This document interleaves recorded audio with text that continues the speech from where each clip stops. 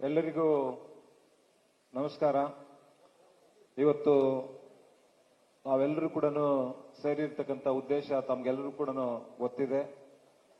ಇವತ್ತು ಇದೇ ತಿಂಗಳು 11ನೇ ತಾರೀಕು ಬೆಂಗಳೂರು ನಗರದಲ್ಲಿ ನೈಸ್ ರೋಡ್ ಅಲ್ಲಿ ಕೊಮ್ಮಘಟ್ಟದಲ್ಲಿ ಒಂದು ದೊಡ್ಡ ಸಮಾವೇಶ ಮಾಡಬೇಕು ಅಂತ ಹೇಳಿ ನಿರ್ಣಯ ಆಗಿದೆ. ಈ ನಿರ್ಣಯದಲ್ಲಿ ಜೆಡಿಎಸ್ ಪಕ್ಷದ ವರಿಷ್ಠರು ಸನ್ಮಾನ್ಯ ದೇವೇಗೌಡರು, ಸನ್ಮಾನ್ಯ ಕುಮಾರಣ್ಣವರು ಎಲ್ಲರೂ ಸೇರಿ ಕರ್ನಾಟಕ ರಾಜ್ಯದಲ್ಲಿ 9 ಕಡೆ 1 ಲಕ್ಷಕ್ಕಿಂತ ಹೆಚ್ಚು ಜನ ಸೇರಿ ಸಮಾವೇಶಗಳನ್ನು ಮಾಡಬೇಕು ಅಂತೇಳಿ ನಿರ್ಣಯ ಆಗಿತ್ತು. ಆ ನಿರ್ಣಯದಂತೆ ಮೊದಲನೇ ಸಭೆ ನಾವು ಹಾಸನ ಜಿಲ್ಲಾ ಕೇಂದ್ರದಲ್ಲಿ ಸುಮಾರು 2 ಲಕ್ಷ ಜನ ಸೇರಿ ಆ ಸಮಾವೇಶದ ನಂತರ ಇಡೀ ಕರ್ನಾಟಕದಲ್ಲಿ ಮೂಲೆ ಮೂಲೆಯಲ್ಲಿ ಕೂಡ ಆ ಜೆಡಿಎಸ್ ಎಲ್ಲಿದೆ ಅನ್ನುವಂತ ಅಂದ್ರೆ ಕಾರ್ಯಕರ್ತರಿಗೆ ಒಂದು ಉತ್ಸಾಹ ಹುಮ್ಮಸ್ಸು ಬಂದು ಎಲ್ಲ ಕಡೆ ಕೂಡ ಒಂದು ಸಂಚಲನ ಉಂಟು ಮಾಡಿತ್ತು. ಮೊದಲನೇ ಸಭೆ ಹಾಸನದಲ್ಲಿ ನಡೆದಂತ ಸಂದರ್ಭದಲ್ಲಿ.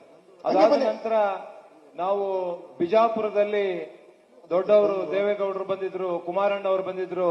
ಅಲ್ಲಿ ಕೂಡ ನಾವು 50,000 ಜನ ಸೇರ್ಬೇಕು ಅಂತಿದ್ವಿ.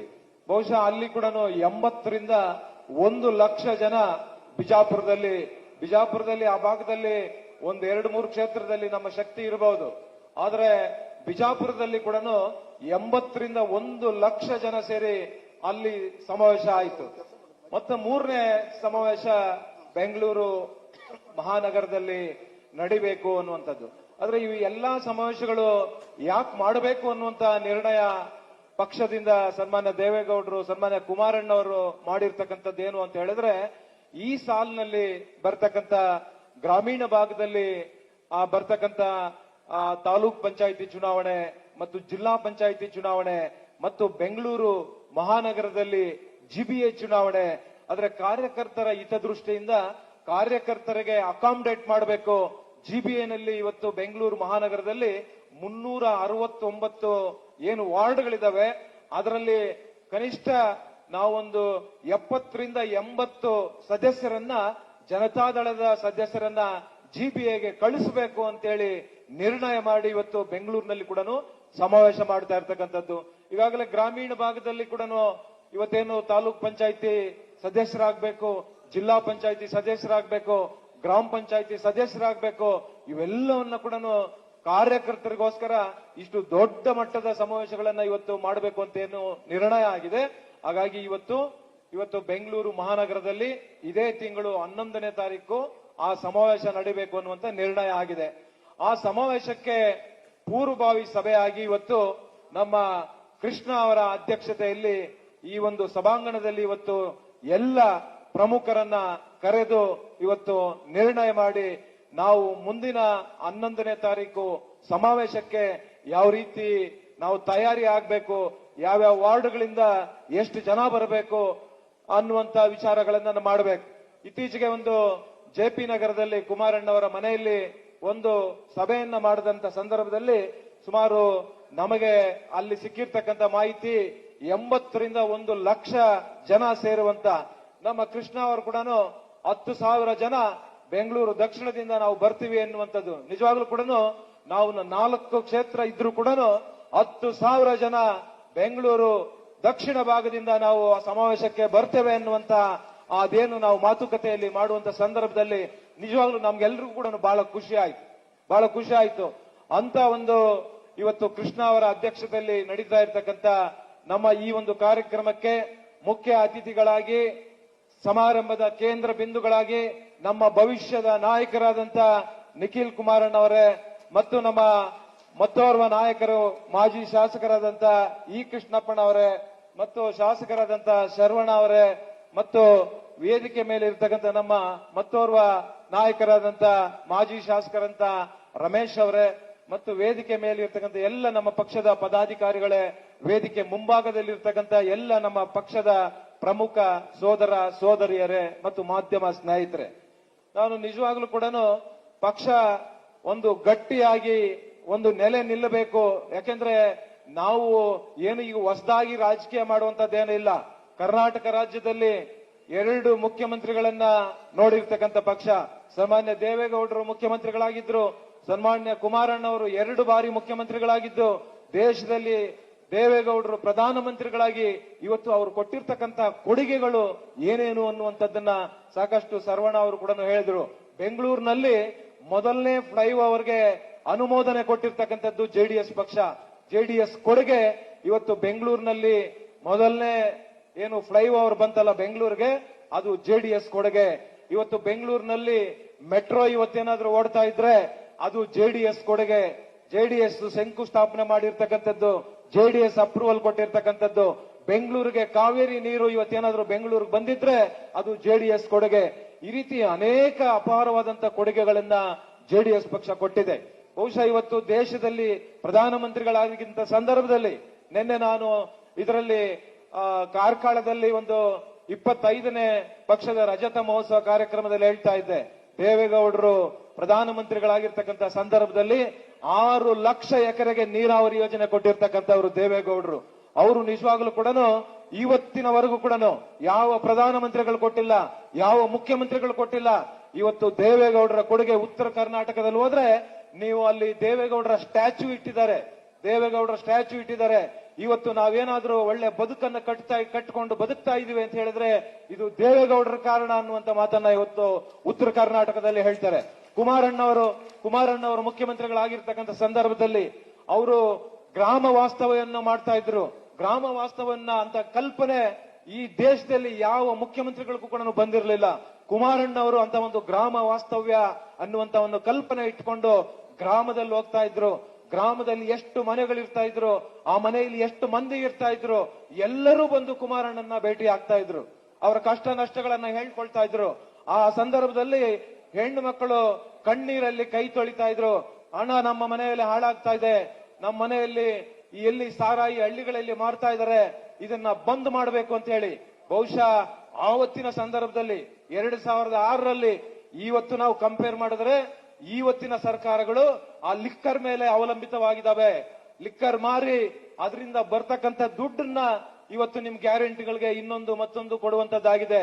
ಕುಮಾರಣ್ಣ ಇಂಥ ಲಿಕ್ಕರ್ ಇಂದ ₹1 ಲಾಭ ನಮಗ್ ಬರೋದ್ ಬೇಡ, ಹೆಣ್ಣು ಮಕ್ಕಳು ನೆಮ್ಮದಿಯಾಗಿರ್ಬೇಕು, ಹೆಣ್ಣು ಮಕ್ಕಳು ಚೆನ್ನಾಗಿರ್ಬೇಕು ಅಂತ ಹೇಳಿ ತಕ್ಷಣ ಕುಮಾರಣ್ಣ ಅವರಿಗೆ ಎಚ್ಚೆತ್ಕೊಂಡು ಅವತ್ತು ಸಾರಾಯಿ ನಿಷೇಧ ಮಾಡಿದ್ರು, ಲಾಟ್ರಿ ನಿಷೇಧ ಮಾಡಿದ್ರು. ಬಹುಶಃ ಇವತ್ತಿನ ಸರ್ಕಾರಕ್ಕೂ ಆವತ್ತು ಕುಮಾರಣ್ಣ ಅವರು ನಡೆಸಿರ್ತಕ್ಕಂಥ ಸರ್ಕಾರಕ್ಕೂ ನಾವು ಕಂಪೇರ್ ಮಾಡಿದ್ರೆ ಎಂತ ಅದ್ಭುತವಾದಂತ ಒಂದು ಪಾರದರ್ಶಕವಾದಂತ ಒಂದು ಜನಪರವಾದಂತ ಆಡಳಿತವನ್ನ ಕುಮಾರಣ್ಣ ಅವರು ಕೊಟ್ಟಿದ್ರು. ಬಹುಶಃ ಇವತ್ತಿನ ಸರ್ಕಾರ ನೋಡಿ, ಇವತ್ತು 6 ಸಾರಿ 7 ಸಾರಿ 8 ಸಾರಿ ಏರಿಸಿದೆ ಈ ಲಿಕ್ಕರ್ ಮೇಲೆ. ಇವತ್ತು ₹100 ಇದ್ದಿದ್ದು ಇವತ್ತು ₹200, ₹200 ಇದ್ದಿದ್ದು ಇವತ್ತು ₹400, ₹500 ಇದ್ದಿದ್ದು ₹1000. ಅಂದ್ರೆ ಡಬ್ಬಲ್ ಮಾಡಿದ್ದಾರೆ. ಇವತ್ತು ನಿಮಗೆ ಅಂದ್ರೆ ದುಡಿಮೆ ಮಾಡ್ತಕ್ಕಂತ ಮನೆಗಳಲ್ಲಿ ಆದ್ರೆ ಇವತ್ತು ದುಡಿಮೆ ಬೆಳಗ್ಗೆಯಿಂದ ಸಂಜೆವರೆಗೂ ದುಡಿಮೆ ಮಾಡ್ತಾರೆ, ಅವರು ಬೆವರು ಸುರಿಸಿರ್ತಾರೆ, ಸಂಜೆ ಅವ್ರಿಗೆ ಕುಡಿಬೇಕು ಅನ್ಸುತ್ತೆ, ಅವರು ಒಂದು ಕ್ವಾರ್ಟರ್ ಕುಡಿತಾರೆ, ಕ್ವಾರ್ಟರ್ ₹100, ₹200 ಅಂದ್ರೆ ₹3000 ನಿಮ್ಮ ಜೋಬಿಂದ, ಯಾರು ಕುಡಿತಾರೆ ಅವರ ಜೋಬಿಂದ ₹3000 ಸರ್ಕಾರಕ್ಕೆ ಲಾಭ ಬರುವಂತದನ್ನ ಮಾಡ್ಕೊಂಡಿದ್ದಾರೆ. ಆದ್ರೆ ₹3000 ನಮ್ಮ ಜೋಬಿಂದ ನಮ್ಮ ಲಾಭವನ್ನ ಸರ್ಕಾರ ತಗೊಂಡು ನಮಗ್ ಕೊಡ್ತಕ್ಕಂಥದ್ದು ಎಷ್ಟು? ₹2000. ಅಂದ್ರೆ ಇನ್ನೂ ₹1000 ಸರ್ಕಾರಕ್ಕೆ ನಮ್ಮಿಂದ ಲಾಭನೇ ಇದೆ ಒಂದು ಸ್ಕೀಮಲ್ಲಿ. ಇನ್ನು ಬೇರೆ ಬೇರೆ ಇವತ್ತು ಸ್ಕೀಮ್ಗಳಲ್ಲಿ ಯಾವ ರೀತಿ ಮೋಸ ಮಾಡ್ತಾ ಇದ್ದಾರೆ, ಯಾವ ರೀತಿ ವಂಚನೆ ಮಾಡ್ತಾ ಇದ್ದಾರೆ. ಗೃಹಲಕ್ಷ್ಮಿ ಇವತ್ತು ನಿಮ್ಗೆ ₹2000 ಕೊಡ್ತೀವಿ ಅಂತ ಹೇಳಿದ್ದಾರೆ. ಇವತ್ತು ಈ ಸರ್ಕಾರ ರಚನೆ ಆಗಿ 34 ತಿಂಗಳಾಗಿದೆ, ನಿಮಗ್ ಬಂದಿರತಕ್ಕಂಥದ್ದು 24 ತಿಂಗಳು, 10 ತಿಂಗಳದ ಬಾಕಿ ಇದೆ. ನಾನು ಇವತ್ತು ಹೆಣ್ಣು ಮಕ್ಕಳ ಪರವಾಗಿ ಈ ವೇದಿಕೆ ಮುಖೇನ ಸರ್ಕಾರಕ್ಕೆ ಒತ್ತಾಯ ಮಾಡ್ತೇನೆ. ಲಕ್ಷ್ಮೀ ಹೆಬ್ಬಾಳ್ಕರ್ ಅವರು ಏನು ಸಚಿವರಾಗಿದ್ದಾರೆ, ಇವತ್ತು 1,26,00,000 ಮಹಿಳೆಯರಿಗೆ ಒಬ್ಬೊಬ್ಬರಿಗೆ 20,000 ಕರ್ನಾಟಕ ಸರ್ಕಾರ ಬಾಕಿ ಇದೆ. ಆ ಬಾಕಿ ಹಣವನ್ನ ಬಿಡುಗಡೆ ಮಾಡಬೇಕು ಅಂತ ಹೇಳಿ ವೇದಿಕೆ ಮುಖೇನ ತಮ್ಮೆಲ್ಲರ ಪರವಾಗಿ ಇವತ್ತು ನಾನು ಕರ್ನಾಟಕ ಸರ್ಕಾರಕ್ಕೆ ಇವತ್ತು ಒತ್ತಾಯ ಮಾಡ್ತೇನೆ. ಇವತ್ತು ಅಂತ ಒಂದು ಕುಮಾರಣ್ಣವರು ಯಾಕೆ ಗ್ರಾಮ ವಾಸ್ತವ್ಯ, ಹಳ್ಳಿಯಲ್ಲಿ ಏನ್ ಕಷ್ಟ ಇದೆ, ಏನ್ ನಷ್ಟ ಇದೆ, ಏನ್ ಆಗ್ತಾ ಇದೆ, ಇದರ ಅರ್ಥ ಮಾಡಿಕೊಂಡು ಇದನ್ನ ಅರಿವು ಮಾಡಿಕೊಂಡು ಸರ್ಕಾರ ಜನಪರವಾದಂತ ಒಂದು ಆಡಳಿತವನ್ನ ಕೊಡ್ಲಿಕ್ಕೆ ಅಂತ ಹೇಳಿ ಬಹುಶಃ ಇವತ್ತು ಬೇರೆ ಬೇರೆಯವರು ಕೂಡ ಪ್ರಯತ್ನ ಮಾಡಿದ್ರು. ಇದುವರೆಗೂ ಕೂಡ ಯಾರೂ ಕೂಡ ಗ್ರಾಮ ವಾಸ್ತವನ್ನ ಮಾಡಲಿಲ್ಲ. ಕರ್ನಾಟಕದಲ್ಲಿ ಕುಮಾರಣ್ಣ ಅವರು ಕೊಟ್ಟಿರ್ತಕ್ಕಂಥ ಕೊಡುಗೆಗಳು, ಶಾಲೆಗಳನ್ನ ಕೊಟ್ಟಿದ್ರು, ಕಾಲೇಜುಗಳನ್ನ ಕೊಟ್ಟಿದ್ರು, ಕೆಪಿಎಸ್ ಶಾಲೆಗಳನ್ನ ಕೊಟ್ಟಿದ್ರು. ಇವತ್ತು ಗ್ರಾಮೀಣ ಭಾಗದಲ್ಲಿ ಕರ್ನಾಟಕ ಪಬ್ಲಿಕ್ ಶಾಲೆ ಅನ್ನುವಂಥದ್ದನ್ನ ಪರಿಚಯ ಮಾಡಿಸಿರ್ತಕ್ಕಂಥದ್ದು ಯಾರು ಅಂತ ಹೇಳಿದ್ರೆ ಅದು ಕುಮಾರಣ್ಣವರು. ಇವತ್ತು ಅಂತ ಅದ್ಭುತವಾದಂತ ಇಂಗ್ಲಿಷ್ ಒಳ್ಳೆ ಶಾಲೆಗಳು ಇವತ್ತು ಕುಮಾರಣ್ಣವರು ಮಾಡಿರ್ತಕ್ಕಂಥದ್ದು. ಕಳೆದ ವಿಧಾನಸಭಾ ಚುನಾವಣೆಯಲ್ಲಿ ನೀವು ನಂಬ್ತಿರೋ ಇಲ್ವೋ, ರಾತ್ರಿ 2-2:30 ಗಂಟೆ 3 ಗಂಟೆಗೆ ಬಂದು ಮಲಗ್ತಾ ಇದ್ರು. ನಮ್ಮ ಕ್ಷೇತ್ರದಲ್ಲಿ ಕೂಡ ರಾತ್ರಿ 3 ಗಂಟೆ ಆಯ್ತು. ಯಾಕೆ ಅಂತ ಹೇಳಿದ್ರೆ ಆ ಒಂದು ಪಂಚರತ್ನ ಕಾರ್ಯಕ್ರಮಗಳನ್ನ ಹಾಕೊಂಡು ಅವರು ಬೆಳಗ್ಗೆ 10 ಗಂಟೆಗೆ ಸ್ಟಾರ್ಟ್ ಮಾಡಿದ್ರೆ ರಾತ್ರಿ 2:30 ಬಂದು ಎಲ್ಲಿ ಹಾಲ್ಟ್ ಆಗಂದ್ರೆ ಎಲ್ಲಿ ಬಸ್ ಇರುತ್ತೆ ಆ ಬಸ್ ನಲ್ಲಿ ಮಲಗ್ತಾ ಇದ್ರು. ಮತ್ತೆ 7 ಗಂಟೆಗೆ ಎದ್ದು ಹೇಳ್ತಾ ಇದ್ರು ಅವರ ಆರೋಗ್ಯವನ್ನ ಕೆಡಿಸಿಕೊಂಡು ಒಳ್ಳೆ ಆಡಳಿತವನ್ನ ಕೊಡಬೇಕು ಅಂತ ಹೇಳಿ, ಒಳ್ಳೆ ಜನಪರವಾದಂತಹ ಆಡಳಿತವನ್ನ ಕೊಡಬೇಕು ಅಂತ ಹೇಳಿ ಇವತ್ತು ಗ್ರಾಮ ಪಂಚಾಯಿತಿ ಮಟ್ಟದಲ್ಲಿ ಒಂದು ಒಳ್ಳೆ ಕ್ಲಸ್ಟರ್ ಶಾಲೆಗಳನ್ನ ಕೊಡಬೇಕು, ಒಂದು ಒಳ್ಳೆ ಆಸ್ಪತ್ರೆಗಳನ್ನ ಕೊಡಬೇಕು. ಯಾಕೆಂದ್ರೆ ಇವತ್ತು ಆಸ್ಪತ್ರೆಗಳಲ್ಲಿ ಸುಲಿಗೆ ಮಾಡ್ತಾ ಇದ್ದಾರೆ. ಇವತ್ತು ಯಾರಾದ್ರೂ ಹೋಗಿ ಒಂದು ಅಡ್ಮಿಟ್ ಆದ್ರೆ 10 ಲಕ್ಷ, 15 ಲಕ್ಷ, 20 ಲಕ್ಷ. ಆದ್ರೆ ಕುಮಾರಣ್ಣವರ ಒಂದು ಸಂಕಲ್ಪ ಮಾಡಿದ್ರು, ಯಾರು ಬಡಬಗ್ರು ಇವತ್ತು ಹಾಸ್ಪಿಟಲ್ಗೆ ಹೋದ್ರೆ 30 ಲಕ್ಷ ರೂಪಾಯಿ ಖರ್ಚಾದ್ರೂ ಕೂಡ ಅದು ಸರ್ಕಾರದಿಂದ ಕೊಡಬೇಕು ಅನ್ನುವಂತ ಒಂದು ಚಿಂತನೆಯನ್ನ ಮಾಡಿದ್ರು. ಆದ್ರೆ ನಮ್ಮ ಜನರಿಗೆ ಈಗಲೇ ಬಹುಮಾನ. ಜನರು ಯಾವ ತರ ತೀರ್ಮಾನ ತಗೊಂಡ್ರು ಅಂತ ಹೇಳಿದ್ರೆ ಕುಮಾರಣ್ಣವರ ಕಾರ್ಯಕ್ರಮಗಳನ್ನ ನಿಜವಾಗ್ಲೂ ಕೂಡ ಅರ್ಥ ಮಾಡ್ಕೊಂಡಿದ್ದಿದ್ರೆ ಇವತ್ತು ಯಾವ್ದಾದ್ರು ಒಂದು ಬಡ ಕುಟುಂಬದಲ್ಲಿ 20 ಲಕ್ಷ 30 ಲಕ್ಷ ಅಕಸ್ಮಾತ್ ಏನಾದ್ರು ಬೇರೆ ಬೇರೆ ತರ ಕಾಯಿಲೆಗಳು ಬಂದಿದ್ರು ಕೂಡ ಕರ್ನಾಟಕ ಸರ್ಕಾರದಿಂದ ಕೊಡಬೇಕು ಅನ್ನುವಂತ ನಿರ್ಣಯ ಮಾಡಿದ್ರು, ಅಂತ ಒಂದು ಸಂಕಲ್ಪವನ್ನ ಮಾಡಿದ್ರು ಕುಮಾರಣ್ಣವರು. ಹಾಗಾಗಿ ನಾನು ಇವತ್ತು ಕೂಡ ಮಹಿಳೆಯರಿಗೂ ಕೂಡ ಇವತ್ತು ಒಳ್ಳೆ ಮೀಸಲಾತಿ ಬಂದಿದೆ, 33%. ಬೆಂಗಳೂರು ಮಹಾನಗರದಲ್ಲಿ ಇವತ್ತು ಎಲ್ಲೆಲ್ಲಿ ನೀವು ಆ ಜಿಬಿಎಗೆ ಸದಸ್ಯರಾಗಬೇಕು ಅಂತಿದ್ದೀರಾ ನೀವು, ಯಾಕಂದ್ರೆ ನಾವು ನಿಮಗೆ ಭ್ರಮೆಯಲ್ಲಿ ಇರೋದು ಬೇಡ. ತಾವೆಲ್ಲರೂ ಕೂಡ ಭ್ರಮೆಯಲ್ಲಿ ಇವತ್ತು NDA ನಲ್ಲಿದ್ದೇವೆ, ಬಿಜೆಪಿ ಜೊತೆ ಅಲಯನ್ಸ್ ಆಗಿದ್ದೇವೆ, ನಾವು ಅಲಯನ್ಸ್ ಆಗಿದ್ದೀವಿ ಅಂತ ಹೇಳಿ ಒಂದು ಟಿಕೆಟ್ ಹೆಂಗೋ ಮಾಡಿ ನಾವು ತಗೊಂಡ್ಬಿಟ್ರೆ ನಾವು ಗೆದ್ದು ಬಿಡ್ತೀವಿ ಅನ್ನುವಂತ ಭ್ರಮೆ ಕೂಡ ಯಾರಿಗೂ ಕೂಡ ಇರೋದು ಬೇಡ. ನೀವು ಯಾರು ನಿಜವಾಗ್ಲೂ ಕೂಡ ನಾನು ಜಿಬಿಎಗೆ ಇವತ್ತು ಸದಸ್ಯರಾಗಬೇಕು ಅಂತ ನೀವು ಸಂಕಲ್ಪ ಮಾಡಿದ್ದೀರಾ, ನೀವು ನಿಮ್ಮ ವಾರ್ಡ್ ನಲ್ಲಿ ನೀವು ಹೆಚ್ಚು ಸಂಘಟನೆ ಮಾಡುವಂತದ್ದಾಗಬೇಕು. ಮತ್ತು ನಮಗೆ JDS ಪಕ್ಷ 30-35 ವರ್ಷಗಳಿಂದ ನಮ್ಮ ಕೊಡುಗೆ ಏನು, ಯಾಕಂದ್ರೆ ದೇವೇಗೌಡರು 94ರಲ್ಲಿ ಏನು ಮುಖ್ಯಮಂತ್ರಿಗಳಾಗಿದ್ರು, ಅಲ್ಲಿಂದ ಇಲ್ಲಿಯವರೆಗೆ JDSಗೆ ಅಧಿಕಾರ ಬಂದಂತ ಸಂದರ್ಭದಲ್ಲಿ ನಾವು ಏನು ಕೊಡುಗೆಯನ್ನ ಕೊಟ್ಟಿದ್ದೇವೆ ಕರ್ನಾಟಕ ರಾಜ್ಯದ ಜನತೆಗೆ, ಬೆಂಗಳೂರು ಮಹಾನಗರದ ಜನತೆಗೆ ಅಂತ ಹೇಳಿ ಇವೆಲ್ಲ ಕೂಡ ನಮ್ಮ ಕೇಂದ್ರ ಕಚೇರಿಯಿಂದ ನಿಮಗೆ ಕರಪತ್ರಗಳನ್ನ ಕೊಡ್ತೇವೆ. ಆ ಕರಪತ್ರದಲ್ಲಿ ನಮ್ಮ JDSನ ಕೊಡುಗೆಗಳು ಎಲ್ಲವೂ ಕೂಡ ಅದರಲ್ಲಿ ಉಲ್ಲೇಖ ಮಾಡಿದ್ದೇವೆ.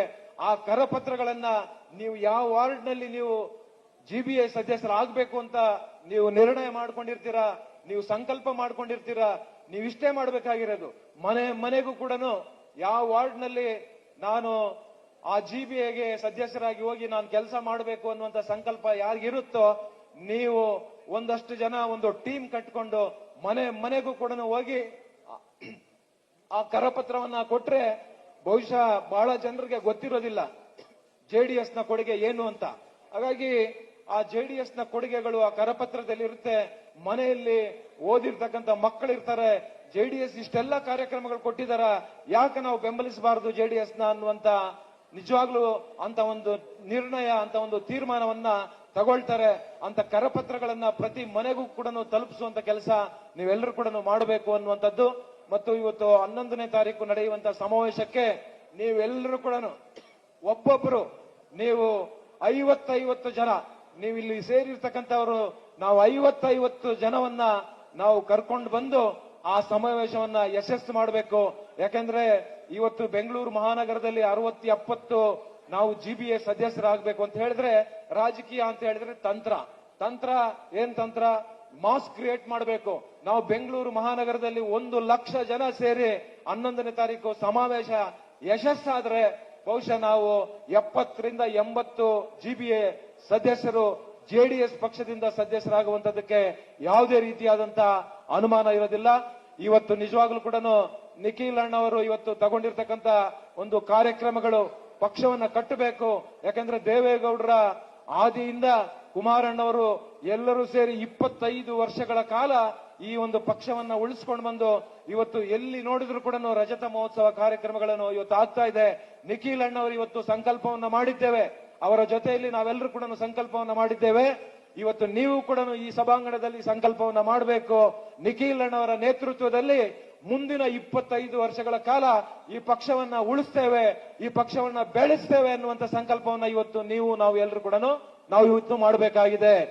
ನಿಖಿಲ್ ಅಣ್ಣವರ ನೇತೃತ್ವದಲ್ಲಿ ಮುಂದಿನ 25 ವರ್ಷಗಳ ಕಾಲ ಈ ಪಕ್ಷವನ್ನ ಉಳಿಸ್ಕೊಂಡು ಹೋಗ್ತೇವೆ ಅನ್ನುವಂತ ಸಂಕಲ್ಪವನ್ನ ಇವತ್ತು ಹಲವಾರು ಕಾರ್ಯಕ್ರಮಗಳು, ಜನರೊಂದಿಗೆ ಜನತಾದಳ ಅನ್ನುವಂತ ಒಂದು ಕಾರ್ಯಕ್ರಮ, ರಜತ ಮಹೋತ್ಸವ ಕಾರ್ಯಕ್ರಮ, ಇವತ್ತು ಒಂದು ಪಕ್ಷ ದೀರ್ಘಕಾಲ ಉಳಿಬೇಕಂದ್ರೆ ಇವತ್ತು ಸದಸ್ಯತ್ವ ನೋಂದಣಿ ಆಗಬೇಕು. ಬಹಳ ಪ್ರಮುಖವಾಗಿ ಬಹಳ ಒಳ್ಳೆಯ ಒಂದು ದಿಟ್ಟ ನಿರ್ಧಾರವನ್ನ ಇಟ್ಟು ಇವತ್ತು ದಿಟ್ಟ ಹೆಜ್ಜೆಯನ್ನ ಇಟ್ಟು ಡಿಜಿಟಲ್ ಸದಸ್ಯತ್ವವನ್ನ ಮಾಡಬೇಕು ಅಂತ ಹೇಳಿ ಬಹುಶಃ ಇವತ್ತು ಅವರು ಸ್ಪರ್ಧಿಸುವಂತ ರಾಮನಗರ ವಿಧಾನಸಭಾ ಕ್ಷೇತ್ರದಲ್ಲಿ ಸುಮಾರು 30,000 ಡಿಜಿಟಲ್ ಒಂದು ನೋಂದಣಿ ಸದಸ್ಯತ್ವವನ್ನ ಮಾಡಿರ್ತಕ್ಕಂಥದ್ದು. ಇಡೀ ಕರ್ನಾಟಕದಲ್ಲಿ ಅತಿ ಹೆಚ್ಚು ಸದಸ್ಯತ್ವವನ್ನ ಮಾಡಿರ್ತಕ್ಕಂಥದ್ದು ನಿಖಿಲ್ ಅಣ್ಣವರು. ಇವತ್ತು ಬೇರೆ ಬೇರೆ ಕ್ಷೇತ್ರಗಳಲ್ಲಿ 10,000, 15,000 ಈ ರೀತಿ ಸದಸ್ಯತ್ವವನ್ನ ಮಾಡ್ತಾ ಇರ್ತಕ್ಕಂಥದ್ದು. ಇವತ್ತು ನೀವು ಕೂಡ ನಿಮ್ಮ ವಾರ್ಡ್ಗಳಲ್ಲಿ ಕನಿಷ್ಠ ನೀವು 2,000, ಯಾಕಂದ್ರೆ ಒಂದು ವಾರ್ಡ್ ಅಂತ ಹೇಳಿದ್ರೆ 20,000 ಮತದಾರರು ಇರ್ತಾರೆ. ಆ 20,000 ಮತದಾರರು ಇರ್ತಕ್ಕಂಥ ಜಾಗದಲ್ಲಿ ನಾವು ಕೂಡ ಪ್ರತಿ ವಾರ್ಡ್ ಅಲ್ಲಿ 2,000 ಸದಸ್ಯರನ್ನ ನೋಂದಣಿ ಮಾಡಿದ್ರೆ ಈ ಪಕ್ಷ ದೀರ್ಘಕಾಲ ಉಳಿಯುತ್ತೆ. ಪಕ್ಷ ದೀರ್ಘಕಾಲ ಉಳಿಸಬೇಕು. ಯಾಕಂದ್ರೆ ನಮ್ಮ ಇರ್ತಕ್ಕಂಥ ಪಾಪ್ಯುಲೇಷನ್ ಅಲ್ಲಿ 10% ನಮ್ಮ ಸದಸ್ಯತ್ವ ಇದ್ರೇನೆ ನಮಗೆ ಪಕ್ಷದಿಂದ ಸಿಂಬಲ್ ಉಳಿಯೋದು, ಇಲ್ಲಾಂದ್ರೆ ಸಿಂಬಲ್ ಹೋಗ್ಬಿಡುತ್ತೆ. ಹಾಗಾಗಿ ಪ್ರತಿಯೊಬ್ಬರು ಕೂಡ ಎಚ್ಚೆತ್ತುಕೊಂಡು ನಾವು ನಮ್ಮ ವಾರ್ಡ್ ಅಲ್ಲಿ 2,000 ಒಂದು ಆ ನೋಂದಣಿ ಸದಸ್ಯತ್ವವನ್ನ ಮಾಡಬೇಕು ಅಂತ ಹೇಳಿ ತಮ್ಮೆಲ್ಲರೂ ಕೂಡ ಕೈ ಮುಗಿದು, ಮತ್ತೆ ಈ 11ನೇ ತಾರೀಕು ನಡೆಯುವಂತ ಸಮಾವೇಶಕ್ಕೆ ತಾವು ಒಬ್ಬೊಬ್ರು ಕೂಡ 50 ಜನ, ತಾವು ಇಲ್ಲಿ ಸೇರಿರ್ತಕ್ಕಂಥವ್ರು ಎಲ್ಲರೂ ಕೂಡ 50 ಜನ ಒಬ್ಬೊಬ್ರು ನೀವು ಆ ಸಮಾವೇಶಕ್ಕೆ ಕರೆತರಬೇಕು. ಆ ಸಮಾವೇಶದಲ್ಲಿ ನಾವು 1 ಲಕ್ಷ ಜನ ಭಾಗಿಯಾಗಿ ಸಮಾವೇಶ ಯಶಸ್ಸಾದ್ರೆ ನಾವು 70ರಿಂದ 80 ಸದಸ್ಯರನ್ನ ಜಿಬಿಗೆ ಕಳಿಸೋದ್ರಲ್ಲಿ ಯಾವುದೇ ರೀತಿಯಾದಂತ ಅನುಮಾನ ಇರೋದಿಲ್ಲ. ಹಾಗಾಗಿ ನೀವೆಲ್ಲರೂ ಕೂಡ ಈ ಕೆಲಸವನ್ನ ಕಾಯ ವಾಚ ಮನಸ್ಸ ನೀವೆಲ್ಲರೂ ಕೂಡ ಮಾಡ್ತೀರಾ ಅನ್ನುವಂತ ಒಂದು ವಿಶ್ವಾಸದಿಂದ ಇವತ್ತು ನಮ್ಮ ನಾಯಕರು ಮುಂದಿನ ಅವರ ಮಾತುಗಳನ್ನು ಕೂಡ ತಾವು ಕೇಳಿ ಆ 11ನೇ ತಾರೀಕು ನಡೆಯುವಂತ ಸಮಾವೇಶಕ್ಕೆ ನಾವೆಲ್ಲರೂ ಕೂಡ ಬೆಳಗ್ಗೆ 10 ಗಂಟೆಗೆ ಕಾರ್ಯಕ್ರಮದಲ್ಲಿ ಭಾಗಿಯಾಗಬೇಕು. ತಾವೆಲ್ಲರೂ ಕೂಡ ಒಬ್ಬೊಬ್ರು 50 ಜನ ಕರ್ಕೊಂಡು ಆ ಕಾರ್ಯಕ್ರಮದಲ್ಲಿ ಬಂದು ಭಾಗಿಯಾಗ್ತೀರಾ ಅನ್ನುವಂತ ವಿಶ್ವಾಸದಿಂದ ನನ್ನ ಮಾತಿಗೆ ವಿರಾಮ ಕೊಡ್ತೇನೆ. ಜೈ ಹಿಂದ್, ಜೈ ಕರ್ನಾಟಕ.